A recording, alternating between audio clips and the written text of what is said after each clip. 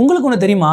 எலியா எடுத்துக்கொள்ளப்படுறதுக்கு முன்னாடி ஆண்டவர் அவர் ஆயத்தப்படுத்துறாரு. எப்படின்னா, முதல் சம்பவத்தை பார்க்கலாம். எலியா எசபேலுக்கு பயந்து வனாந்திரத்துக்கு ஓடும்போது அந்த இடத்துல எலியா ஆண்டவர் நோக்கி ஒரு ஜெபம் பண்றாரு. என்னன்னா, போதும் என்னை எடுத்துக்கோங்க ஆண்டவரே அப்படின்ட்டு சொல்றாரு. பின்பு ஆண்டவர் எலியாவை சந்தித்த போது எலியா ஆண்டவரை பார்த்து சொல்றாரு, ஆண்டவரே நான் ஒரு தீர்க்கதரிசி தானே இருக்கிறேன், என்னையும் கொல்லணும்னு நினைக்கிறாங்களே அப்படின்ட்டு சொல்றாரு. அதுக்கு ஆண்டவர் எலியாவை பார்த்து சொல்றாரு, நீ ஒரு தீர்க்கதரிசி தான் இருக்கிற அப்படின்ட்டு நினைக்காத எலியா, 7000 தீர்க்கதரிசிகளை நான் மறைச்சு வச்சிருக்கிறேன் அப்படின்னு சொல்றாரு. இந்த இடத்துல ஆண்டவர் எலியாவுடைய சிந்தனையின் விதத்திலேயே கை வைக்கிறாரு. ரெண்டாவது சம்பவம் என்னன்னு பாத்தீங்கன்னா, எலியா மலை மேல இருக்கும் போது அகசியாவுடைய ஆளுங்க கீழே வர சொல்றாங்க. ஆனா எலியா கீழே வரல.